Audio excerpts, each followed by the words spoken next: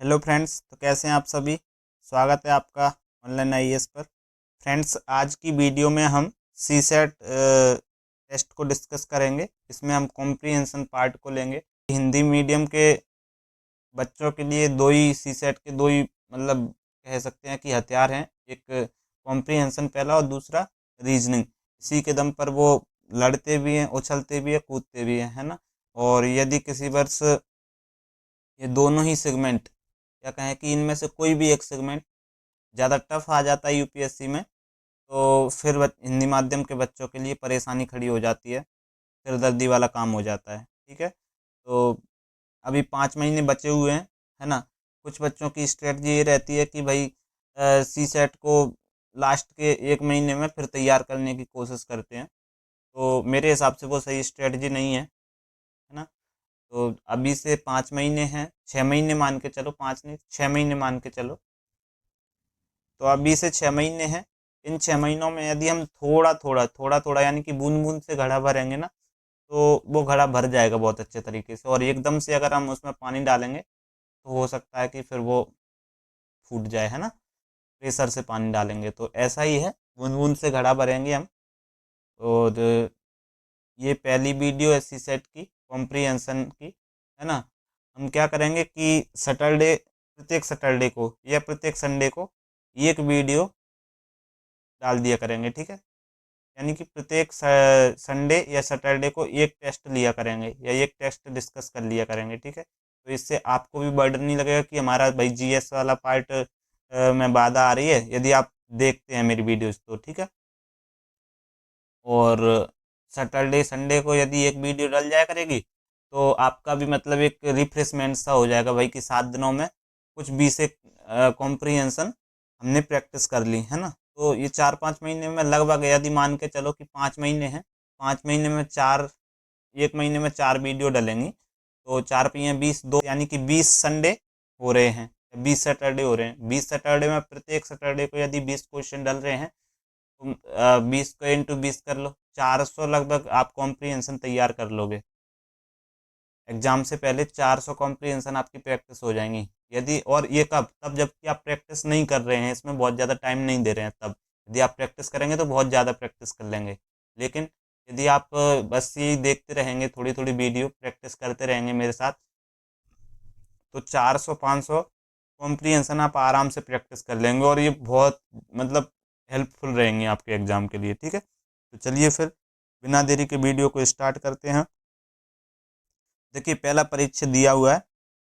इससे पहले इंस्ट्रक्शन है, निम्नलिखित 21 प्रश्नांशों के लिए निर्देश है। निम्नलिखित 6 परिच्छेदों को पढ़िए और परिच्छेदों के बाद आने वाले प्रश्नांशों के उत्तर दीजिए। इन प्रश्नांशों के लिए आपके उत्तर केवल परिच्छेदों पर ही आधारित होने चाहिए। इंस्ट्रक्शन ही पर्याप्त है हमें कॉम्प्रीहेंशन सॉल्व करने के लिए, है ना। देखिए, उसमें लिखा है कि केवल परिच्छेदों के आधार पर ही उत्तर होने चाहिए आपके। इससे मतलब क्या है कि जो आपका कॉम्प्रीहेंशन है या पैसेज है, उसके बियॉन्ड आपको सोचना नहीं है फालतू का, है ना। आपका नॉलेज हो सकता है काफ़ी हो, जो पैसेज दिया है उस टॉपिक के संदर्भ में आपका नॉलेज पैसेज में लिखे गए नॉलेज से ज़्यादा हो, कंटेंट से ज़्यादा हो, होगा भी, है ना। आप यूपीएससी की तैयारी कर रहे हैं तो ऑब्वियसली आपका नॉलेज थोड़ा डीप होगा, लेकिन वहाँ पर लिखा हुआ है और ऐसा ही आपको करना है। ये कॉम्प्रीहेंशन सॉल्व करने का आप एक ट्रिक भी कह सकते हो इसको, कि आपको टॉपिक के बियॉन्ड कुछ नहीं सोचना है जो उसमें लिखा है ना, पैसेज में। तो पहली ट्रिक यही है कि आपको बियॉन्ड कुछ नहीं सोचना है, इधर उधर का नहीं सोचना है, जैसा लिखा है। यदि आम को अंगूर कह रहे हैं तो आम को अंगूर ही कहना पड़ेगा आपको, ये है कहने का मतलब। ठीक है, आप ये नहीं कहोगे कि आम को आम कहेंगे हम, या हम आम को अनार कहेंगे, ऐसा नहीं है। आपको अगर पैसेज में आम का अंगूर बोला गया है तो आपका अंगूर ही होगा आम, है ना। तो चलिए फिर देखते हैं पहला पैसेज क्या लिखा हुआ है। पहला पैसेज है, हाल के दशकों में जलवायु परिवर्तन ने ग्रह पर व्यापक प्रभाव डाला है। बढ़ते वैश्विक तापमान ने मौसम संबंधी विसंगतियों को जन्म दिया है, जैसे कि तूफानों, सूखे और बाढ़ की घटनाओं में वृद्धि। विशेष रूप से कृषि पर इसका बहुत बुरा असर पड़ा है, जिससे फसल की पैदावार में बदलाव आया है और खाद्य सुरक्षा के लिए खतरा उत्पन्न हुआ है। हालांकि अंतर्राष्ट्रीय निकायों ने तात्कालिक जलवायु कार्रवाई का आह्वान किया है, किंतु राष्ट्रों की प्रतिक्रिया असमान रही है। अक्सर राष्ट्रों ने अल्पकालिक आर्थिक हितों को प्राथमिकता दी है। इसने जैव विविधता संबंधी चिंताओं को बढ़ाया है, क्योंकि प्रजातियां जलवायु परिवर्तनों के कारण में अपने आवासों को बदल रही हैं, जिससे पारिस्थितिकी तंत्र प्रभावित हो रहा है। ठीक है, ये हमने पैसेज पढ़ लिया। ये तो मैं अभी आराम आराम से पढ़ रहा हूँ। आपको एग्जाम हॉल में स्पीड से ऐसा नहीं है। एग्जाम हॉल में आपने मतलब यदि 2-3 लाइन पढ़ ली और फिर नीचे जब पढ़ रहे हैं तो ऊपर की लाइन भूल गए।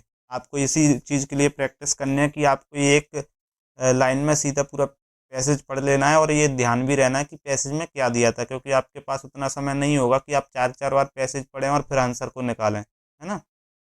तो ये हमने पैसेज पढ़ लिए। अब चलिए इसका उत्तर मतलब क्वेश्चन देखते हैं। क्वेश्चन क्या पूछ रहा है। ये क्वेश्चन है, निम्नलिखित में से कौन सा कथन परिच्छेद में अंतर्निहित सबसे युक्त तर्कसंगत निष्कर्षों को सर्वोत्तम रूप से प्रतिबिंबित करता है।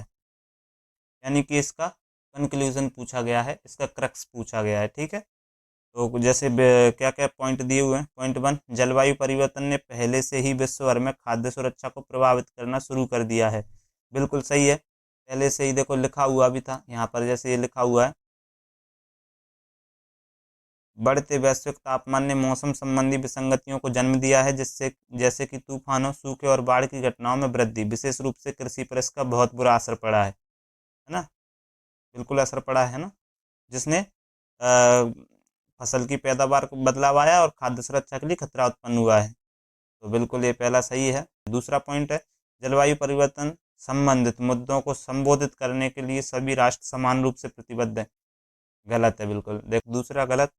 अब जैसे ही हम देखो पहला सही और दूसरा गलत निकालेंगे, तो वैसे ही वैसे तो अगर दूसरा हमें पता चल गया तो वैसे ही आंसर निकल आया। आंसर इसका क्या हो गया, आंसर हो गया इसका बी, 1, 3 और 4। क्यों? क्योंकि 2 तो सभी में दिया हुआ है, बाकी तीनों में, ए में भी, सी में भी और डी में भी। फिर भी देखो तीसरा पॉइंट क्या है, हमें यहाँ पर आंसर नहीं निकालना है, हमें यहाँ पर प्रैक्टिस करनी है कि कैसे सॉल्व करते हैं, है ना, कॉम्प्रिहेंशन को, कैसे पैसेज को सॉल्व करते हैं। तीसरा पॉइंट है, जैव विविधता में परिवर्तन जलवायु परिवर्तन का प्रत्यक्ष परिणाम है। जैव विविधता में परिवर्तन जलवायु परिवर्तन का प्रत्यक्ष परिणाम है। सही बात है। और चौथा पॉइंट है, आर्थिक हित अक्सर तात्कालिक जलवायु कार्रवाई में बाधा डालते हैं। ये लिखा भी था, ये लिखा भी है कि आर्थिक हित ज़्यादा सर्वोपरि माने गए हैं, है ना। हालांकि अंतर्राष्ट्रीय निकाय ने तात्कालिक जलवायु कार्रवाई, किंतु राष्ट्रों की प्रतिक्रिया आसमान रही है। अक्सर राष्ट्रों ने अल्पकालिक आर्थिक हितों को प्राथमिकता दी है, ये स्पष्ट लिखा हुआ है। ठीक है, तो इसलिए तो अब इसी तरह से हमें देखो फालतू का कुछ नहीं सोचना था, नहीं सोचा और आंसर भी निकल आया। और ये जैसे देखो मैंने ये टेस्ट जब सॉल्व किया अभी, क्योंकि मैं मेंटरशिप ज्वाइन किए हूँ, है ना, मेरा मेंटरशिप के लिए सिलेक्शन हुआ, तो उसमें ये टेस्ट चल रहे हैं अभी। तो ये पहला टेस्ट है उसी का। ठीक है ना, तो अभी मैंने ये टेस्ट दिया था जब, तो इसमें 21 अटेम्प्ट किए टोटल मैंने 40 में से। क्योंकि मुझे नींद सी आ रही थी तो मैंने ज़्यादा ध्यान दिया नहीं। मैंने कॉम्प्रिहेंशन जो मेरा स्ट्रॉन्ग पार्ट है वो सॉल्व किया, और कुछ रीजनिंग के क्वेश्चन थे 2-3, क्योंकि सभी टॉपिक से क्वेश्चन नहीं थे, रीजनिंग और मैथ के कुछ कुछ 1-2 ही टॉपिक से थे, तो वो मैंने सॉल्व किए। तो टोटल मिला के मेरे 21 क्वेश्चन सॉल्व किए थे 40 में से। उसमें से मेरे 19 क्वेश्चन सही थे, यानी 19 सही थे, 2 गलत थे, और 2 क्या कि कॉम्प्रिहेंशन गलत हो गई थी। देखो मेरी कॉम्प्रिहेंशन और रीजनिंग ठीक है, और इसी बेस पर मेरे पिछली बार यूपीएससी में 85 to 90 नंबर बन रहे थे। सी सेट में मैं पास हो रहा था, और हालांकि मैंने पढ़ा नहीं था ज़्यादा, लेकिन फिर भी अच्छा आया था पेपर। ज़्यादा कठिन नहीं कह सकते, 2023 की तुलना में काफ़ी अच्छा था, डूएबल था, है ना। तो कॉम्प्रिहेंशन इस तरीके से सॉल्व कर सकते हैं। अगली कॉम्प्रिहेंशन देख लेते हैं। अच्छा, पहले तो अभी इसका अगला ही एक और क्वेश्चन है। ये तो आपको पता ही होगा कि एक ही कॉम्प्रिहेंशन में कभी कभी 2-2, 3-3 क्वेश्चन भी होते हैं, और ज़्यादातर ऐसा ही हो रहा है कि 2 तो कम से कम दे रही है आजकल यूपीएससी, है ना। तो ये फायदे की बात है कि आपको एक ही कॉम्प्रिहेंशन पढ़ के 2 क्वेश्चन मिल रहे हैं, नहीं तो कभी तो एक ही भी रहता है। क्वेश्चन है, उपयुक्त परिच्छेद के संदर्भ में निम्नलिखित पूर्व धारणाएं बनाई गई हैं। अब ये पूर्व धारणा वाले जब प्रश्न आए तो इनको कैसे टैकल करेंगे, आपको पता है कि कैसे टैकल करेंगे? चलिए, नहीं पता तो बताता हूँ। जब भी पूर्व धारणा वाले प्रश्न आए तो सबसे पहली जो पहली ट्रिक थी कि भाई हमें इसके पैसेज के बियॉन्ड कुछ भी नहीं सोचना है। ठीक वैसे ही पैसेज में जो लिखा है सो ठीक है, पैसेज के अलावा एक तो आपको कुछ भी नहीं सोचना है, और दूसरा इसमें जब ऑप्शन होंगे तो वो दिए गए होंगे कि पैसे से थोड़े हटके दिए होंगे, लेकिन वो ये मान के चलिए कि आपको हो सकता है कि 99.99% सही लगे, तब भी वो नहीं मानने हैं, है ना, तब भी नहीं मानने हैं, क्योंकि उसमें भविष्य की संभावनाएं भी दे सकते हैं, भविष्य की संभावनाएं भी दे सकते हैं, तो ऐसे पॉइंट को भी सही नहीं मानना है। ठीक है, चलिए देखते हैं इसी को कैसे करते हैं अपन सॉल्व। पॉइंट 1 है, अल्पकालिक आर्थिक लाभ अक्सर दीर्घकालिक पर्यावरणीय स्थिरता से टकराव में रहते हैं। ये बिल्कुल सही है, अभी भी देखा हमने कि आर्थिक लाभ पर्यावरण के साथ टकराव करते हैं। दूसरा, जैव विविधता मानवीय हस्तक्षेप के बिना भी जलवायु परिवर्तन के प्रति पूरी तरह से अनुकूलित हो सकती है। पहले तो देखो इसमें ये एक्सट्रीम वर्ड आया, पूरी तरह से, पूरी तरह से, हमेशा, सदैव, है ना, कभी नहीं, ये इस तरीके के शब्द आए ना, तो ये मान के चलिए कि वो पॉइंट जो है वो गलत ही होगा। तो जैसे पूरी तरह से, भाई पूरी तरीके से अनुकूलित कैसे हो सकती है जैव विविधता, वो भी मानवीय हस्तक्षेप के बिना जलवायु परिवर्तन। जलवायु परिवर्तन तो जैव विविधता के लिए वैसे ही मतलब खतरा है, और ये कह रहे हैं कि पूरी तरीके से अनुकूलित हो सकती है, एडेप्टेबल हो सकती है, तो ये नहीं, है ना, ये गलत है। तो इसका आंसर क्या हो जाएगा, इसका आंसर हो जाएगा केवल एक, यानी ए उत्तर हो जाएगा, है ना। तो ये हमने पूर्व धारणा वाला भी देख लिया और निष्कर्ष वाला भी देख लिया। 6-7 टाइप के क्वेश्चन आते हैं, उसी तरीके से हमें टैकल करने होते हैं, वही 6-7 अगर हमने ट्रिक देख ली, समझ ली, तो हमारी कॉम्प्रिहेंशन आसान हो जाती है करना। ठीक है, जैसे अगला देखते हैं, अगला क्या है कॉम्प्रिहेंशन। अगला कॉम्प्रिहेंशन है शहरीकरण ने, अब देखो इसको हम थोड़ा स्पीड से पढ़ेंगे, हमें स्पीड से पढ़ने की आदत डालनी है, और बिना मतलब रुकावट के एकदम से समझने की वो भी कैपेसिटी बिल्डअप करनी है। और वो कैसे होगी, प्रैक्टिस से, प्रैक्टिस करेंगे बार बार, तो हमारा सी सेट बहुत अच्छा हो जाएगा। यदि हम ये सोचेंगे कि लास्ट के 1 मंथ में 15 दिन में प्रैक्टिस कर लेंगे, ऐसे काम नहीं चलेगा। और होगा ये कि आपने 5-6 महीने जीएस की खूब लग के मेहनत की, है ना, खून पसीना एक कर दिया, खून पसीना ही है, तो खून पसीना एक कर दिया, कोई मतलब नहीं, तब तक आप सी सेट नहीं निकालोगे। जीएस आप चाहे दिन रात पढ़ते रहो, 180 नंबर 200 ले आओ 200 में से, तब भी कुछ नहीं होगा, है ना। जब तक आपके 66 नहीं आए 200 में से, तब तक नहीं हो सकता कुछ भी, है ना। तो आपको सी सेट को हल्के में नहीं लेना है, लाइटली नहीं लेना है, उसको भी पढ़ते रहना है ना। तो जैसे लिखा है, शहरीकरण ने समाज को काफ़ी हद तक बदल दिया है, स्वास्थ्य सेवा, शिक्षा और रोजगार तक पहुंच में सुधार किया है। हालांकि ये लाभ महत्वपूर्ण पर्यावरणीय लागतों के साथ आते हैं। शहरों के विस्तार ने प्रदूषण के स्तर में वृद्धि और प्राकृतिक संसाधनों का अत्यधिक दोहन और अपशिष्ट प्रबंधन में चुनौतियों को जन्म दिया है। अभी तक हमने यहाँ तक पढ़ दिया, है ना। यहाँ पर हमें मतलब लाभ भी मिल गए, हानि भी मिल गए शहरीकरण के, है ना, दोनों मिल गई। अब ये क्वेश्चन में अभी देखना आएंगी भी। शहरी विस्तार ने अक्सर प्राकृतिक पारिस्थितिकी तंत्रों को विस्थापित कर दिया है, जिससे आवास विनाश का मुद्दा और भी गंभीर हो गया है। सरकारें इन चुनौतियों को पहचानने के बावजूद पर्यावरणीय स्थिरता पर आर्थिक विकास को प्राथमिकता देती हैं, है ना, जिससे विकास और संरक्षण के बीच संतुलन जटिल हो जाता है। इस संदर्भ में प्रश्न देखो, इस संदर्भ में प्रश्न, निम्नलिखित में से कौन सा कथन परिच्छेद में अंतर्निहित सबसे युक्तियुक्त तर्क संगत निष्कर्ष या निष्कर्षों को सर्वोत्तम रूप से प्रतिबिंबित करता है। एक क्रक्स वाला, कंक्लूजन वाला, है ना। पॉइंट 1, शहरीकरण सदैव, अब देखो जैसे सदैव आ गया, तो मैंने एक बार जैसे पहले ही बताया कि सदैव जब आए तो वो जनरली क्वेश्चन मतलब पॉइंट गलत होगा। अभी अपन ने पढ़ा नहीं, लेकिन सदैव आया, मैंने इसको गलत मान लिया, देखते हैं अभी गलत होता है क्या नहीं।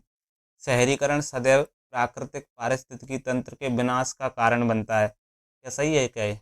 अभी हमने देखा ना कि भाई शहरीकरण के कुछ लाभ भी हैं, कुछ लाभ हैं, तो भाई ये गलत तो नहीं होगा फिर, क्योंकि ऑलवेज ये मतलब हानिकारक हो शहरीकरण, ऐसा नहीं है। शहरीकरण के कुछ अपने फायदे भी हैं, स्वास्थ्य सेवा, शिक्षा, रोजगार, ये सब क्या है, ये फायदा ही तो है ना। दूसरा है, सरकारों को आर्थिक विकास और पर्यावरणीय स्थिरता के बीच संतुलन बनाने की चुनौती का सामना करना पड़ता है, बिल्कुल सही है। देखो लास्ट में ये लिखा हुआ है सरकारें इन चुनौतियों को पहचानने के बावजूद पर्यावरणीय स्थिरता पर आर्थिक विकास को प्राथमिकता देती हैं, जिससे विकास और संरक्षण के बीच संतुलन जटिल हो जाता है। और पॉइंट में क्या लिखा है, सरकारों को आर्थिक विकास और पर्यावरणीय स्थिरता भाई के बीच संतुलन बनाने की चुनौती का सामना करना पड़ता है। दूसरा भी सही है, पहला गलत है ना।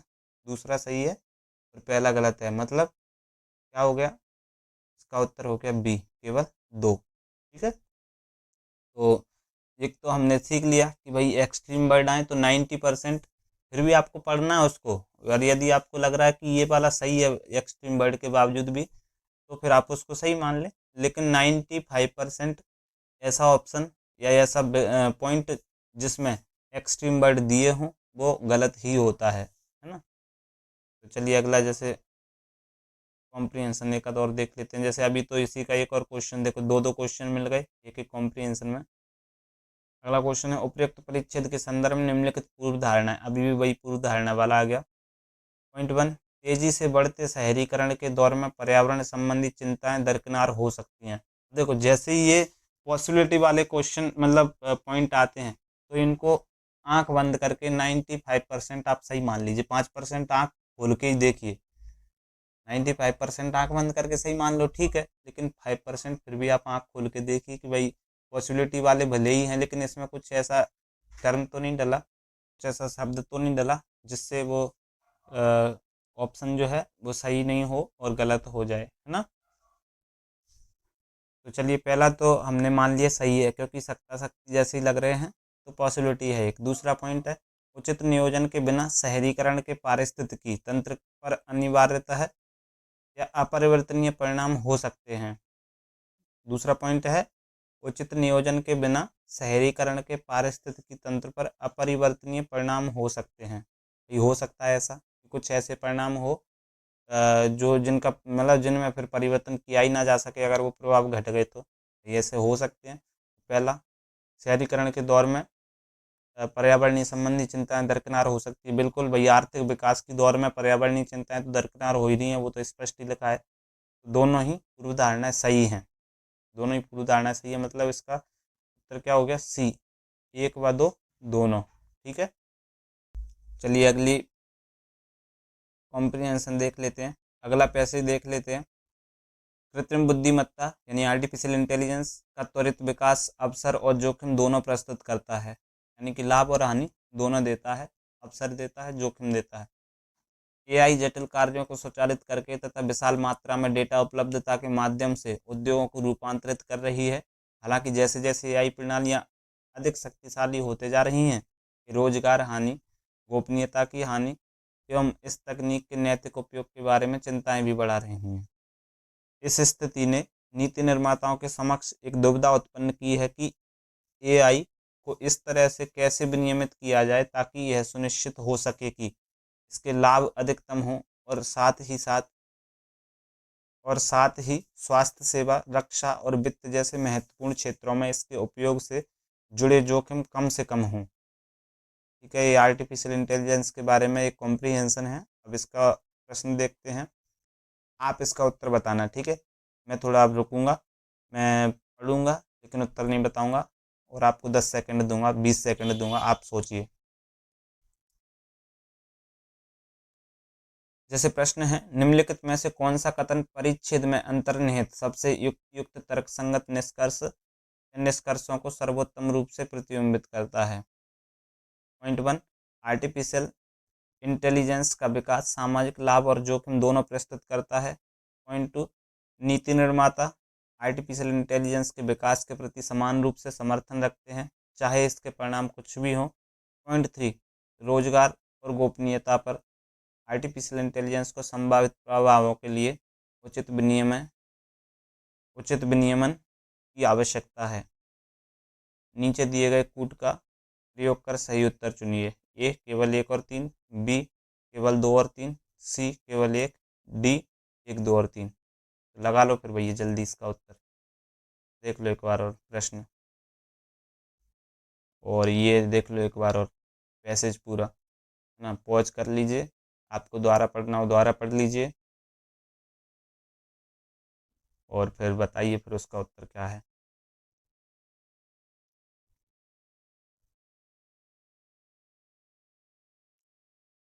चलिए, तो आपने देख लिया होगा, क्वेश्चन लगा लिया होगा, आंसर लगा लिया होगा इसका क्या है। तो इसका आंसर है भाई पहला और तीसरा, यानी कि ए। केवल एक और तीन सही है, दूसरा सही नहीं है। देखो, पहला तो पहली लाइन से ही मिल रहा है, आर्टिफिशियल इंटेलिजेंस का विकास सामाजिक लाभ और जोखिम दोनों देता है, पहली लाइन में ही है ये तो, है ना। हालांकि यूपीएससी के जो कॉम्प्रिहेंशन होती हैं वो थोड़ी सी जटिल होती हैं, क्योंकि उसमें जो ऑप्शन होते हैं वो सीधे सीधे नहीं मिलते, लेकिन इन्होंने क्या किया है कि कॉम्प्रिहेंशन से कॉपी कर दिया है पहला जो पॉइंट है ना। ऐसा होता नहीं है। जबकि दूसरा पॉइंट, नीति निर्माता एआई के विकास के प्रति समान रूप से समर्थन रखते हैं। भाई ऐसा कैसे हो सकता है? नीति निर्माता 100% मतलब वो कैसे हो सकती है वोटिंग? भाई एक एक मत हो जाए पूरे 100% बहुत कम होते हैं। आर्टिफिशियल इंटेलिजेंस भाई नया उभरता दौर है, सभी लोग एक समान रूप से सहमत कैसे हो सकते हैं? कुछ भाई असहमति भी तो व्यक्त करेंगे कि भाई नहीं, ये सही नहीं है ना। आर्टिफिशियल इंटेलिजेंस लोगों के गोपनीयता के लिए, लोगों के रोजगार के अवसरों के लिए, है ना, ये जोखिम भरा काम हो सकता है। तो असमर्थन मतलब कहें कि असहमति भी व्यक्त कर सकते हैं। तो दूसरा इसलिए भी गलत हो सकता है ना, और इसलिए गलत है भी। और चाहे इसके परिणाम कुछ भी हो, अब चाहे परिणाम कुछ भी हो, अगर इंसान को आर्टिफिशियल इंटेलिजेंस मार रही होगी तब भी क्या लोग समर्थन करेंगे क्या? भाई अगर कोई व्यक्ति मुझे मार रहा है और फिर मैं उसका समर्थन करूंगा, नहीं मुझे मारो, ये तो बेवकूफ़ी वाली बात हो गई ना। दूसरा इसलिए गलत है। तीसरा, रोजगार के रोजगार और गोपनीयता पर एआई के संभावित प्रभावों के लिए उचित विनियमन की आवश्यकता है। बिल्कुल लास्ट में ये लिखा भी है कि ऐसा मतलब कोई कदम उठाया जाए, विनियमन रेगुलेशन किया जाए, ताकि ये सुनिश्चित हो सके कि इसके लाभ अधिक हों और नुकसान कम हो, है ना, या हानि कम हो, या जोखिम कम हो। ठीक है, तो इसलिए ये सही है, केवल एक और तीन। इसका अगला प्रश्न भी है। अगला प्रश्न है, उपयुक्त परिच्छेद के संदर्भ में निम्नलिखित पूर्व धारणा है। भाई पूर्व धारणा है और निष्कर्ष दो ही चल रहे हैं। जैसे इसका प्रश्न पॉइंट है, अनियमित एआई से अवांछनीय परिणाम हो सकते हैं। बिल्कुल, अनियमित अनकंट्रोल्ड एआई से अवांछनीय परिणाम हो सकते हैं, घातक परिणाम हो सकते हैं, बिल्कुल हो सकते हैं। दूसरा, एआई का भविष्य पूरी तरह से नीति निर्माताओं के हाथों में निर्भर करता है। भाई पूरी तरीके से, अब भाई एक्सट्रीम वर्ड आ गया, इसको तो वैसे ही गलत कर दो तब भी आंसर निकल आएगा। हो सकते हैं यानी पॉसिबिलिटी है, तो वैसे सही है ये आंसर, मतलब पॉइंट सही है और दूसरा पॉइंट गलत है, तो क्या हो जाएगा? ए केवल एक, और इसका आंसर भी यही है, ए केवल एक। चलिए अगला पैसेज देख लेते हैं अब। अगला पैसेज है, अनुवांशिकी अभियांत्रिकी के क्षेत्र तेज विकास देखने को मिला है, जो कि कृषि, चिकित्सा और पर्यावरणीय स्थिरता में लंबे समय से चली आ रही चुनौतियों के संभावित समाधान प्रस्तुत करता है। आनुवांशिक रूप से संशोधित फसलें यानी जीएम क्रॉप्स जटिल जलवायु में उत्पन्न हो सकती हैं, तथा जेनेटिक थेरेपी इन रोगों के उपचार की या इन रोगों के उपचार में आज आशाजनक साबित हुई हैं। हालांकि ये प्रगति नैतिक दुविधाओं के साथ आती है, विशेष रूप से डिजाइनर बेबी के लिए मानव भ्रूण में परिवर्तन। ठीक है, पारिस्थितिकी तंत्र और समाज पर आनुवांशिक संशोधन के दीर्घकालिक प्रभाव अनिश्चित बने हुए हैं, और इसलिए इस तकनीक का उपयोग कैसे किया जाता है इस बारे में सावधानी बरतने की सलाह दी जाती है। ओके, तो इसके प्रश्न क्या क्या हैं? इसके प्रश्न हैं, निम्नलिखित में से कौन सा कथन उपयुक्त परिच्छेद के मर्म को सर्वोत्तम रूप से प्रतिबिंबित करता है? पॉइंट ए, ऑप्शन ए, आनुवांशिक अभियांत्रिकी कई वैश्विक चुनौतियों को हल करने का वादा करती है, लेकिन नैतिक और पर्यावरणीय चिंताओं के कारण इसका उपयोग सावधानी से किया जाना चाहिए। पॉइंट बी, आनुवांशिक संशोधन के बिना या आनुवांशिक संशोधन से बिना किसी महत्वपूर्ण जोखिम के तीव्र प्रगति होगी। पॉइंट सी, आनुवांशिक अभियांत्रिकी के लाभ नैतिक चिंताओं से अधिक हैं। पॉइंट डी, डिजाइनर बेबी आनुवांशिक अभियांत्रिकी का अपरिहार्य परिणाम है। आपको क्या लगता है इसमें से कौन सा सही हो सकता है? मर्म, क्रक्स जो है, मर्म कौन सा सही हो सकता है सबसे ज़्यादा? बी कैसा लग रहा है? आनुवांशिक संशोधन से बिना किसी महत्वपूर्ण जोखिम के तीव्र प्रगति होगी, ऐसा है?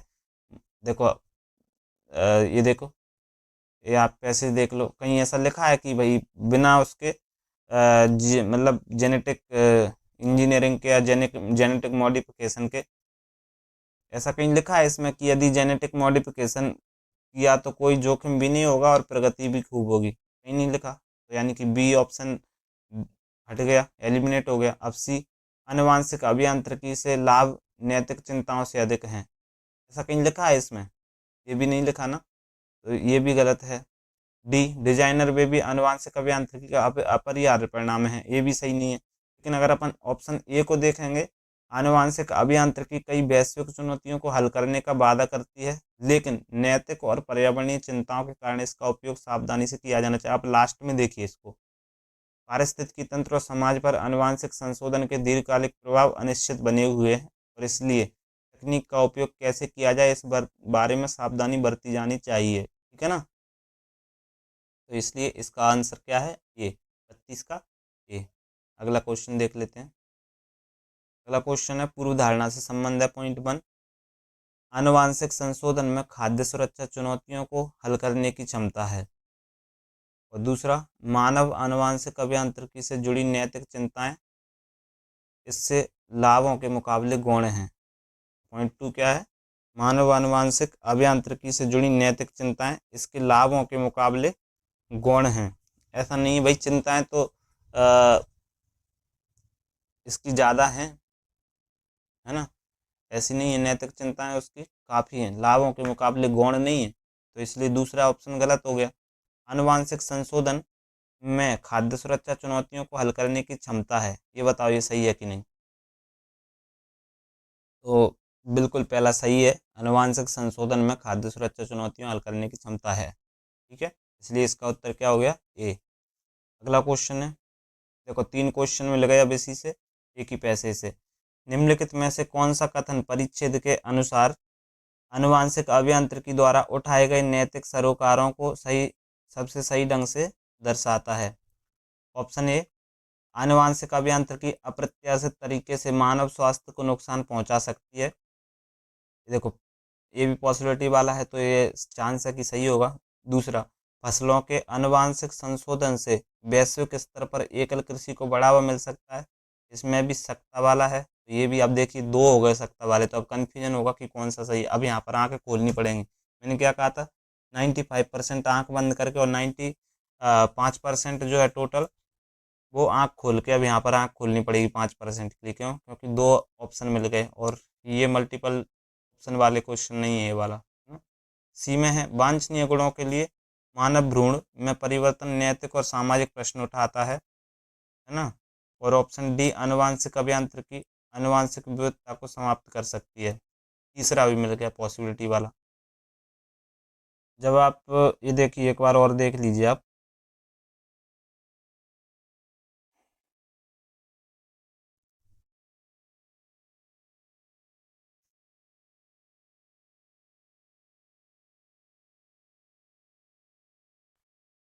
देख लिया? तो जब आप इसको पूरे पैसेज को द्वारा पढ़ेंगे तो आपको आसानी से उत्तर मिल जाएगा। ठीक है, तो इसका उत्तर है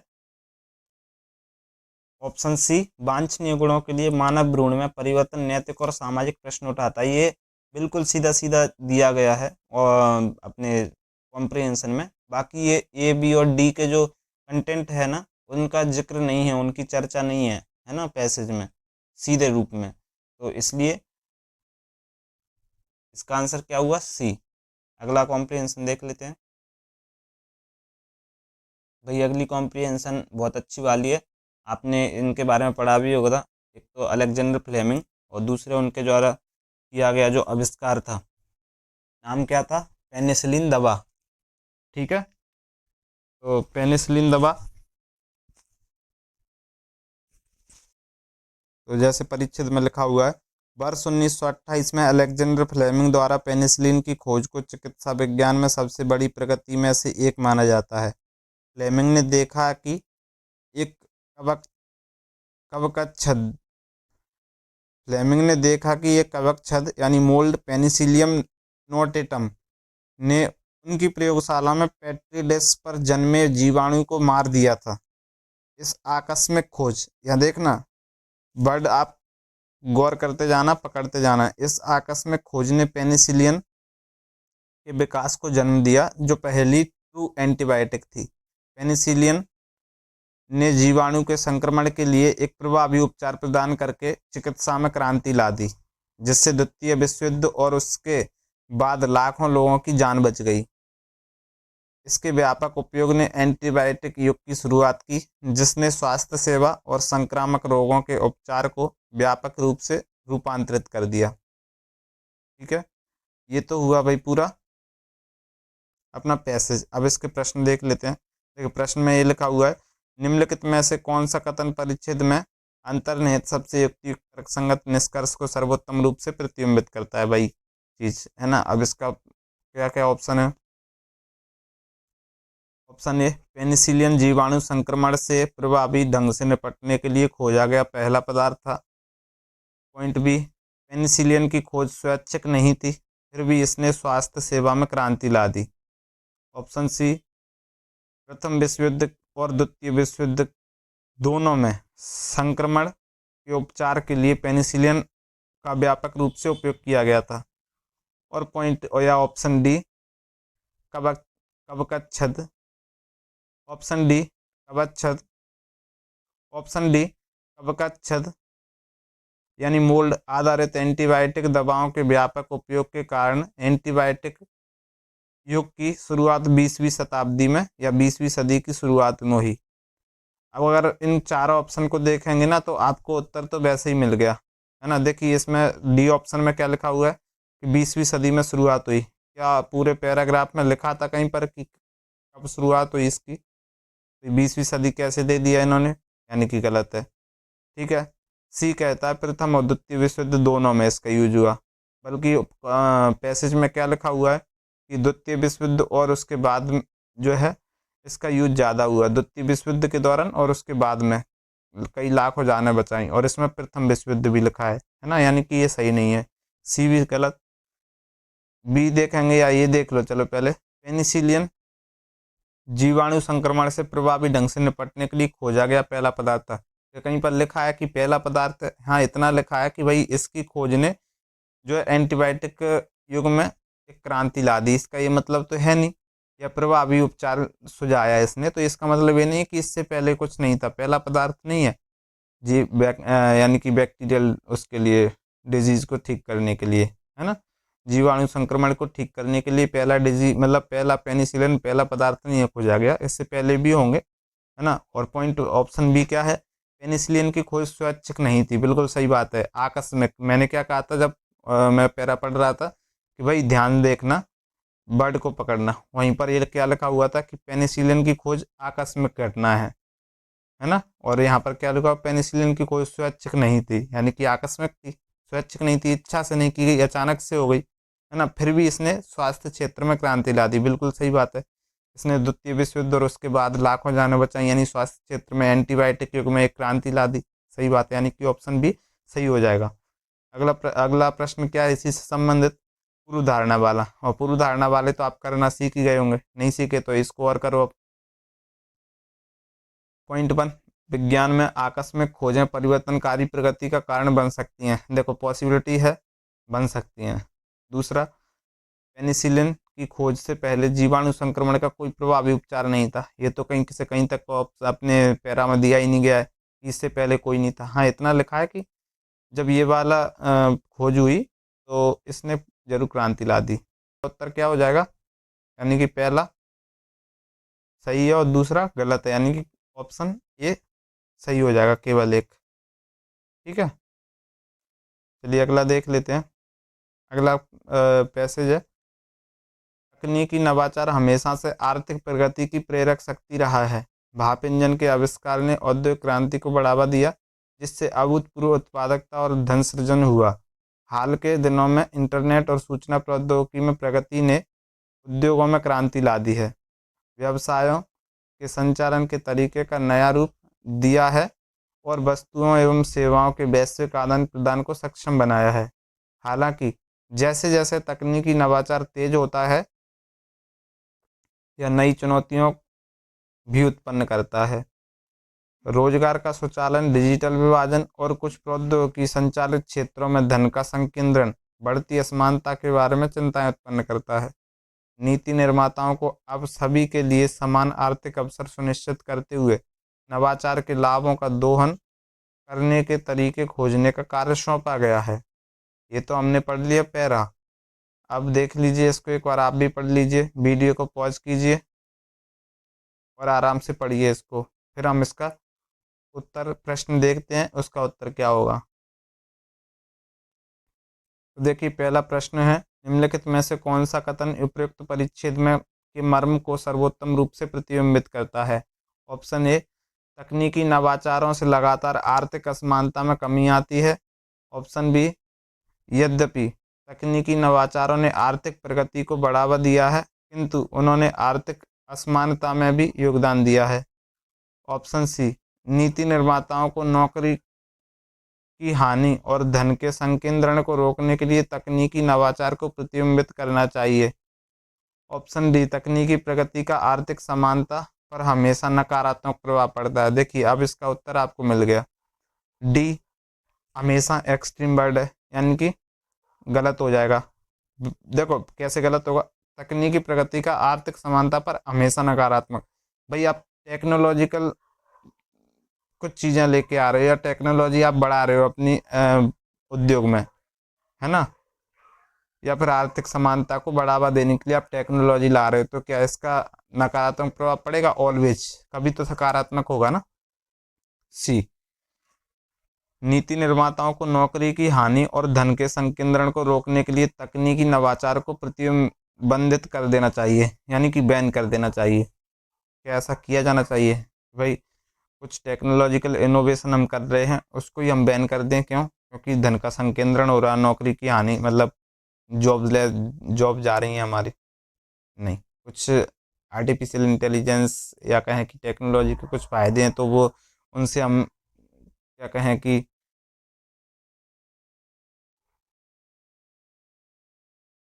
तो उनसे हम हाथ धो बैठेंगे, है ना। ऑप्शन ए, तकनीकी नवाचारों से लगातार आर्थिक असमानता में कमी आती है। देखिए तकनीकी नवाचार ऐसा नहीं कि 100% मतलब जो है कि वो आर्थिक असमानता में कमी ही लाएंगे, आर्थिक असमानता बढ़ाते हुए भी तो हैं तकनीकी नवाचार। जैसे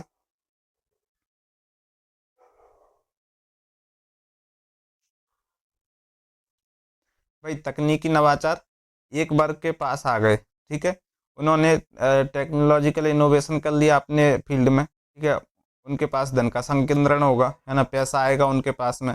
और एक वर्ग कहें कि जो मजदूर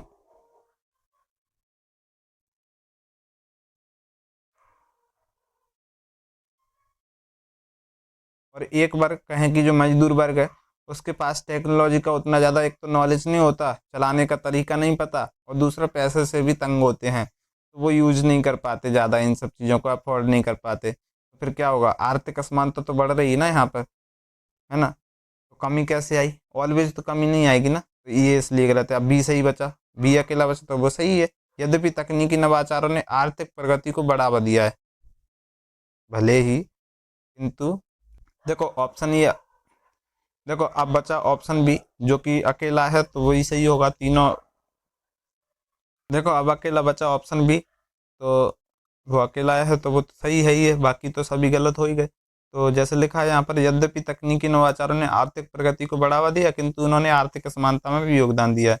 दोनों पॉइंट सद गए यहाँ पर, यानी कि ग्रोथ भी हो रही है और आर्थिक असमानता में योगदान भी दे रहे हैं, यानी कि आर्थिक असमानता को बढ़ा भी रहे हैं कभी कभी, और कभी कभी वो आर्थिक प्रगति भी कर रहे हैं, तो बी सही है ना। अगला प्रश्न है, अगला प्रश्न है, अगला क्या है, उपयुक्त परिच्छेद के संदर्भ में निम्नलिखित पूर्व धारणाएं बनाई गई हैं। पॉइंट 1, तकनीकी प्रगति धन के वितरण में असंतुलन उत्पन्न कर सकती है। पॉइंट 2, आर्थिक प्रगति पूरी तरह से तकनीकी नवाचार पर निर्भर करती है। देखिए वैसे ही इसका आंसर मिल गया आपको, आर्थिक प्रगति पूरी तरह से तकनीकी नवाचार। अब यहाँ पर तकनीकी नवाचार पर पूरी तरह से निर्भर करेगी, है ना, तो ये तो एक्सट्रीम वर्ड है, पूरी तरीके से, पूरी तरह से, तो ये ऑप्शन गलत हो जाएगा। तकनीकी प्रगति धन के वितरण में असंतुलन उत्पन्न कर सकती है, पॉसिबिलिटी है, यानी सही है ये, है ना। वैसे भी सही है और मैं पॉसिबिलिटी के हिसाब से भी इसको सही मान रहा हूँ, तो इसका उत्तर क्या हो गया, ऑप्शन ए केवल एक। ठीक है, 39 का क्या है, देखिए 4 क्वेश्चन मिल गए आपको इसमें। 4 क्वेश्चन बहुत होते हैं एक पैसेज पढ़ने के लिए मिले और 4 प्रश्न मिले भाई, इससे तो फिर हिंदी माध्यम वालों का ये मान के चलो कि सीसेट निकल ही जाएगा, यदि जिसको कॉम्प्रिहेंशन ठीक ठाक से आती है तो।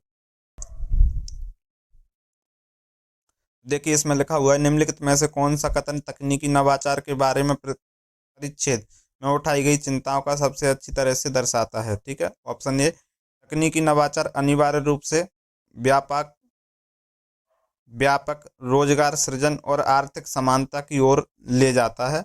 ऑप्शन बी, तकनीकी नवाचार का कोई नकारात्मक पहलू नहीं है और नीति निर्माताओं को इसके अप्रतिबंधित विकास को प्रोत्साहित करना चाहिए। ऑप्शन सी, तकनीकी नवाचार के लाभ असमान रूप से वितरित हो सकते हैं जिससे असमानता और नौकरी विस्थापन हो सकता है। और ऑप्शन डी, तकनीकी नवाचार वैश्विक गरीबी में कमी के लिए मुख्य रूप से जिम्मेदार है। देखो ऑप्शन डी तो वैसे ही गलत है, क्यों, क्योंकि इसका जिक्र डायरेक्ट है नहीं है कहीं ना कहीं से ना, पूरे पैसेज में। ऑप्शन सी क्या है, तकनीकी नवाचार के लाभ असमान रूप से वितरित हो सकते हैं, यानी पॉसिबिलिटी, जिससे असमानता और नौकरी विस्थापन हो सकता है, इसका जिक्र है। देख लेते हैं बी को भी, तकनीकी नवाचार का कोई नकारात्मक पहलू नहीं है। कोई नकारात्मक पहलू क्यों नहीं होगा भी तकनीकी नवाचार का, मैंने अभी अभी बताया कि तकनीकी नवाचार से जो जॉब जा सकती हैं, तो ये नकारात्मक पहलू है ना। तकनीकी नवाचार से हमारी गोपनीयता भंग हो सकती है या खतरे में पड़ सकती है, नकारात्मक पहलू है ना, यानी कि ऐसे ही डिलीट कर दो, फालतू डिस्कस करने की जरूरत नहीं।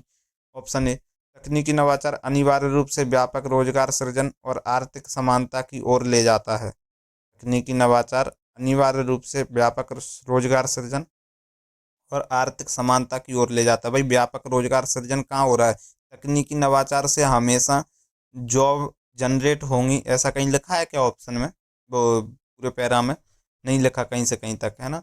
बल्कि ये लिखा है कि तकनीकी नवाचार से एक चिंता व्यक्त हो रही है कि इससे जॉब जा रही हैं, है ना। तो ये लिखा हुआ है, बल्कि बल्कि ऐसा भी नहीं है कि जॉब हमेशा जाती हैं, कभी कभी जॉब जनरेट भी होती हैं, है ना। और आर्थिक असमानता को हमेशा बढ़ावा दे, ऐसे नहीं, आर्थिक असमानता को भी बढ़ावा देता है आर्थिक समानता की जगह, है ना। तो इसलिए इसका उत्तर क्या हो गया, ऑप्शन सी इसका सही उत्तर है। ठीक है, चलिए अगला प्रश्न क्या है, उपयुक्त परिच्छेद के संदर्भ में निम्नलिखित पूर्व धारणा बनाई गई है ना। पॉइंट 1, नीति निर्माताओं को नवाचार और प्रोत्साहन। पॉइंट 1, नीति निर्माताओं को नवाचार और प्रोत्साहित करने और इसके नकारात्मक प्रभावों को दूर करने के बीच संतुलन बनाना होगा। पॉइंट 2, आर्थिक असमानता पूरी तरह से तकनीकी प्रगति का परिणाम है। देखो पूरी तरीके से वही आई, तो पॉइंट 2 गलत है। पहला, नवाचार को प्रोत्साहित करने और इसके नकारात्मक प्रभावों को दूर करने के बीच संतुलन बनाना होगा, ये पॉइंट ठीक है। क्यों, क्योंकि अपना जब पैरा हम मतलब जो अपना कॉम्प्रिहेंशन देखेंगे, पैसेज देखेंगे, तो उसमें लिखा हुआ भी है, कार्य सौंपा गया है, ऐसा कुछ लिखा है। देखो ये लिखा है कि नीति निर्माताओं को अब सभी के लिए समान आर्थिक अवसर सुनिश्चित करते हुए नवाचार के लाभों को दोहन करने के तरीके खोजने का कार्य सौंपा गया है। तो ये वाला ऑप्शन सही है, यानी कि इसका उत्तर क्या हो जाएगा, ऑप्शन बी केवल 2। ठीक है, हमने टोटल डिस्कस कर लिए 15 के आसपास, 15-16 टोटल अपनी कॉम्प्रिहेंशन थी जो हमने डिस्कस की। और यदि आप मतलब पेपर पर या फिर पीडीएफ पर अपने तरीके से सॉल्व करना चाह रहे हैं और इसकी पीडीएफ प्राप्त करना चाह रहे हैं, तो मेरा टेलीग्राम चैनल है ऑनलाइन आईएएस के नाम से, जिसकी लिंक मैं डिस्क्रिप्शन में दे दूंगा। ठीक है, तो आप वहाँ से जाके टेलीग्राम पर विजिट कीजिए और आपको पीडीएफ वहाँ पर मिल जाएगी। ठीक है, और ज्वाइन भी कर लीजिए ताकि आने वाली जो वीडियोस की पीडीएफ हैं वो भी आपको अवेलेबल हो जाएंगी, है ना। तो आपको भटकना नहीं पड़ेगा और आपकी प्रैक्टिस भी हो जाएगी। ये क्वेश्चन जो है रीजनिंग और मैथ के, वो मैंने अभी सॉल्व नहीं किए हैं वीडियो में, क्योंकि वीडियो की एक तो लेंथ बड़ी हो जाती है और दूसरा अपने पास में अभी आईपैड वगैरह भी नहीं है, टैब वगैरह भी नहीं है जिस पर मैं पेन वगैरह के माध्यम से आपको सॉल्व करा सकूं। ठीक है, ये वीडियो मैं मोबाइल से बना रहा हूँ, तो यदि आप लोग सपोर्ट करेंगे, यदि मेरे सब्सक्राइबर और जल्दी बढ़वा देंगे, आप अपने लोगों तक मतलब अपने दोस्तों तक शेयर अगर जल्दी करेंगे तो वो सब्सक्राइब कर लेंगे, आप लोग भी सब्सक्राइब कर लोगे तो जल्दी सब्सक्राइबर बढ़ जाएंगे, तो भाई धीरे धीरे मेरे पैसे आना स्टार्ट हो जाएंगे। तो मैं टैब ले लूँगा, तो इसकी मदद से मैं ये सब चीज़ें भी आसानी से आपको पढ़ा दिया करूँगा और ख़ुद पढ़ लिया करूँगा। ठीक है ना, तो चलिए फिर मिलते हैं किसी नेक्स्ट वीडियो में, तब तक पढ़ते रहिए, है ना। और पीडीएफ अगर डाउनलोड करना है तो टेलीग्राम पर चले जाइए। ठीक है, और यदि वीडियो में और यदि चैनल पर नए हैं तो चैनल को सब्सक्राइब तो कर ही लो यार, और वीडियो अगर पसंद आई हो तो लाइक कर दीजिए। ठीक है, तो मिलते हैं फिर किसी नेक्स्ट वीडियो में, पढ़ते रहिए, धन्यवाद। ने पेनिसिलिन के विकास को जन्म दिया, जो पहली